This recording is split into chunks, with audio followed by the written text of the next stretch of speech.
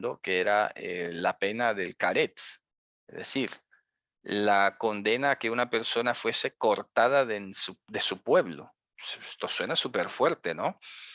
¿Qué significa esa expresión en la Biblia? Entonces les voy a dar concretamente unos puntos de referencia. En la literatura judía, los comentaristas clásicos no se pusieron de acuerdo en qué representaba esto. Primero que todo, quiero que lo sepan, no hay un consenso unificado de qué significa la expresión. El Talmud tiene dos consideraciones. El Talmud dice, por una parte, que, oígase bien que suena un poco exótico, pero eso lo dice el Talmud, no lo digo yo. Y por eso lo aclaro, ¿eh? Eso lo dice el Talmud. El caret en el Talmud tiene dos puntos. Muerte temprana del, del sancionado. Y aquí es donde hay la duda. La pregunta que todavía no responde el Talmud es, esa muerte temprana antes de su edad, pues ya saben que la Torá te dice 70 años, 80 años, pero vaya sugestión. Imagínate tú que te da un paro a los 50 años y te muere. Ah, entonces fue una persona cortada de su pueblo. Estas son cosas complejas, pero estoy explicando lo que dice el Talmud. Caret según el Talmud. Óigase bien, para que quede clarísimo y ustedes estén enterados. Primero, muerte temprana el sancionado. O sea, si una persona moría a 50, 60 años, era mal visto.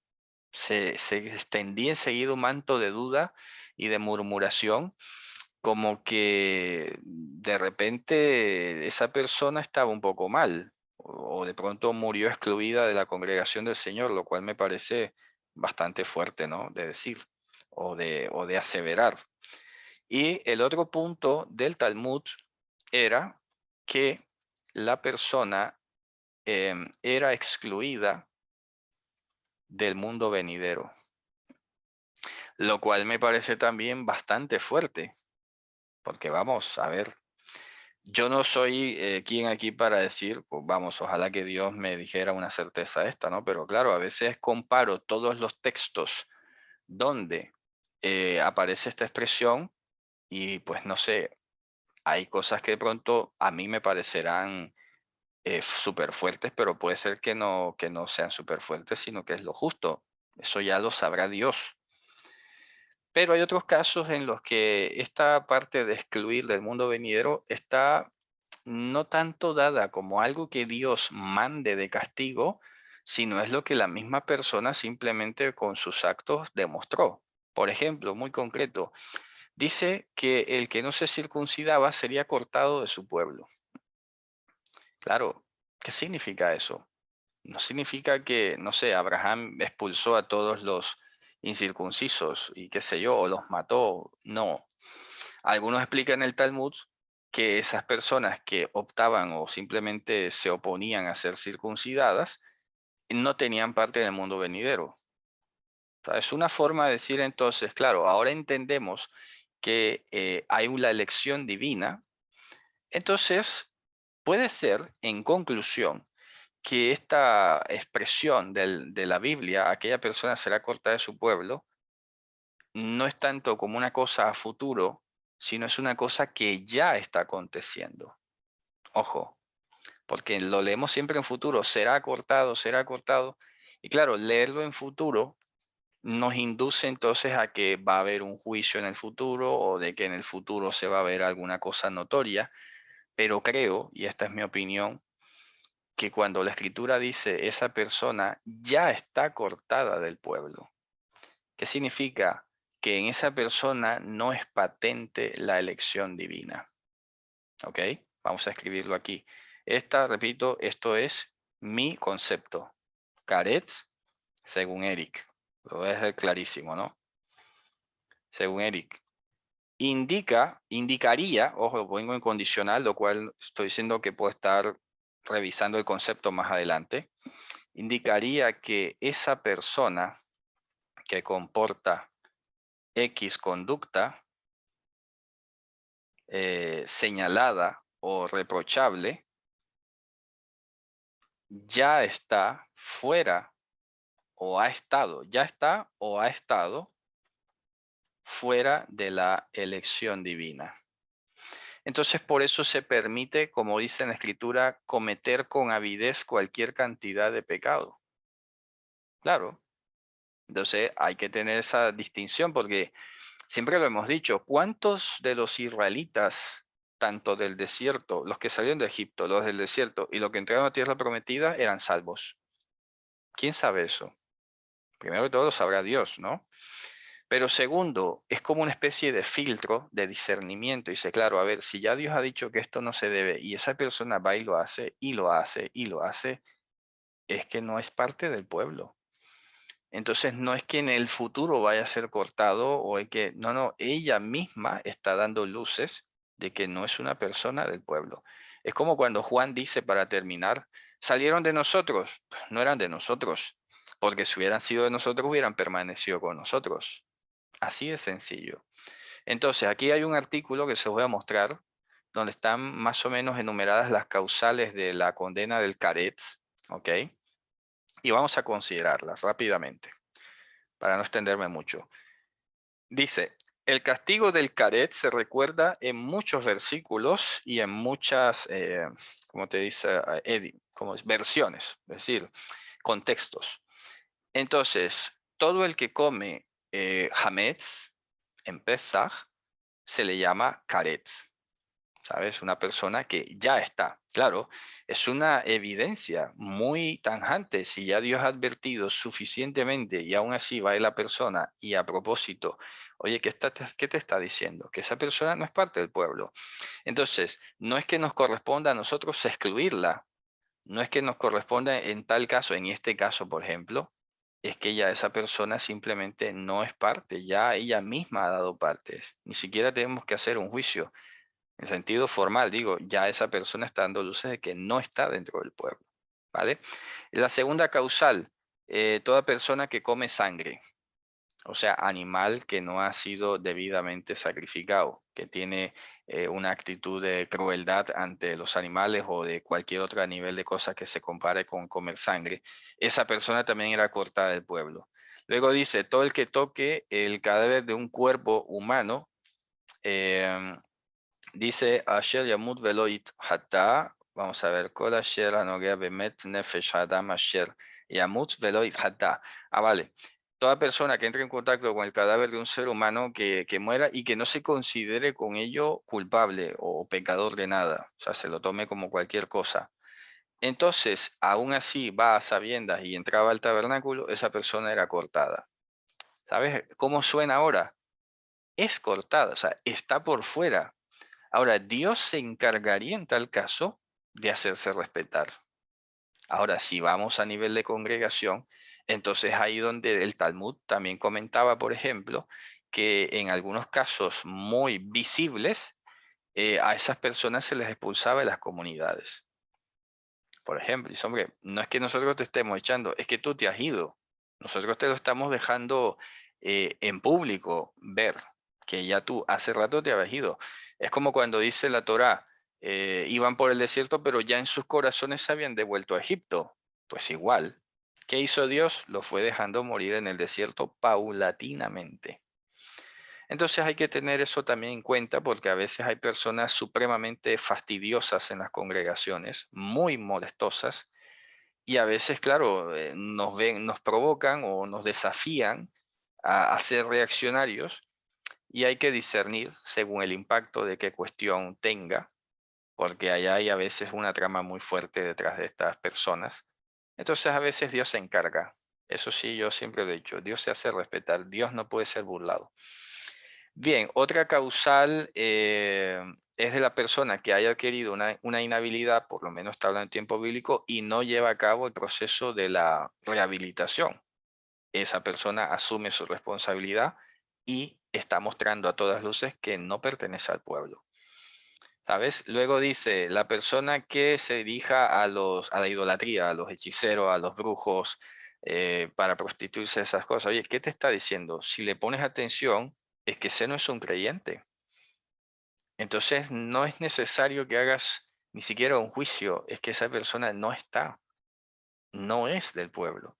¿Saben? Mira cómo cambia la connotación, ¿no?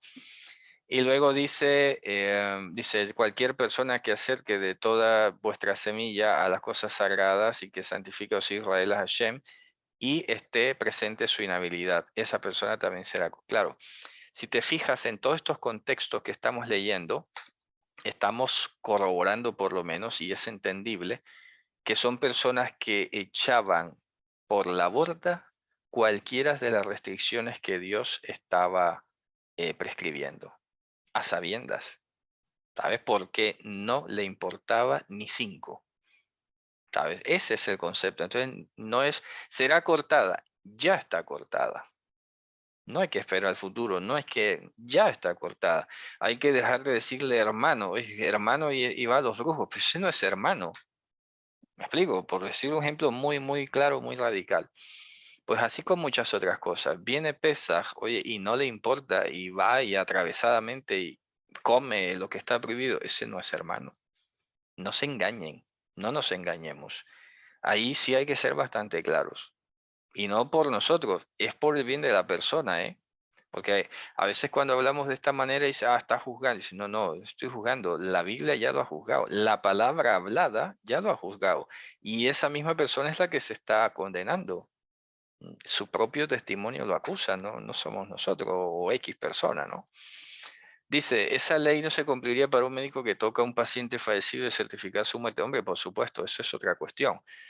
Como lo dije yo hace poco, creo que fue la última vez que hablamos, hay cuestiones que son de tu trabajo, que son tus responsabilidades impuestas debidas a tu trabajo y que no son cosas que haces tú por juego y por diversión. ¿Sabes? Que eso lo hablamos también. Entonces, en ese caso, evidentemente, pues tú cumples con tu trabajo. Ahí eso es otra cuestión diferente, ¿no? Y repito, en el caso de estas inhabilidades se reconcilian con el sacrificio de Joshua y se tiene que hacer una meditación muy fuerte sobre eso, ¿no? Porque, por ejemplo, tener contacto frecuente con personas que fallecen te da un carácter en la vida que te hace reflexionar seguramente de otra manera. Yo cuando estuve internado, vamos, yo he cambiado como persona respecto de muchas cuestiones, ¿no? Entonces cada uno tiene que aprovechar y todas estas situaciones que vive, siempre conectarlas con Dios, siempre pensar, ponerlo delante de Dios y tratar de aprender lo máximo precisamente para bien, no para mal. Eduardo Manjarres, que has levantado la mano, ¿vas a decir algo? Sí, sí, sí. Sí, hermano, es simplemente, no sé si me puede dar un tiempo, es de la semana, no, de hace 2 semanas, cuando hablábamos de las impurezas y cómo, con referencia a a la traducción que usted dijo de que quedará impuro hasta el atardecer, Ujú. o que podría, Hasta que sea acepto. sí. Entonces, la primera cosa que me llamó la atención era en Samuel, primera Samuel 20, Sí, cuando Saúl se da cuenta que David no está ahí para el festival de la luna nueva. Y es ujú. como que parece que él dice, como que fue un accidente, una impureza accidental o sea, fue de último minuto y no estuvo ahí presente. Ya, pero ya se dan cuenta que precisamente nos ha salido en las lecturas que hacemos mi esposa y yo, nos ha salido un pasaje icónico, impresionante. Es un pasaje que se encuentra creo que en Crónicas, que señala que vino Pesaj, ojo, nada más y nada menos que Pesaj, y muchos del pueblo, un número considerable, no estaba apto realmente para comer Pesaj. Se los voy a compartir cuando suba el vídeo. Y aún así dice el texto que el rey oró a Hashem y Hashem pasó por alto eso, pero la gente comió Pesaj, ¿sabes? Entonces, este texto hay que analizarlo, a ver el contexto, a ver a qué se pudiera estar refiriendo, pero no es tanto a ese grado, porque entonces, fíjate tú lo que acabo de decir ahora, una cosa tan superior como Pesaj y aún así circunstancialmente y según el propio contexto, la gente comió Pesaj aún sin estar en las condiciones plenas para ello. Dicen, todos cristianos que comen levadura y cosas también podemos considerar los hermanos igual otra vez. Eso es otra cosa. Lo que pasa es que, a ver, acuérdense que estamos hablando dentro del pueblo y dentro del conocimiento. con los hermanos cristianos, yo siempre he tenido el discurso de que, oye, no le puedes juzgar a alguien que no conoce. Estamos, como decía Pablo, ¿no? Hablo con los que conocen la Torá. Ellos no conocen la Torá. Ahora, que Dios ha hecho una obra en sus vidas y seguramente, sí, como dice Pablo, ¿no? Son siervos de Dios, no son siervos nuestros. Entonces, no tenemos que andarlos juzgando a ellos, no nos corresponde. Mira lo que acabo de decir ahora. Las solas personas con su conducta son las que se condenan delante de Dios. No, no nos corresponde ni siquiera a nosotros. Y nosotros no tenemos que estar buscando en ellos las faltas o las falencias o las cosas. Antes siempre he dicho que es nuestro deber tratar de enseñarles y tenerles toda la mejor presentación con nuestra vida y nuestro testimonio para que ellos se vean estimulados a imitarnos. A eso se refiere el celo.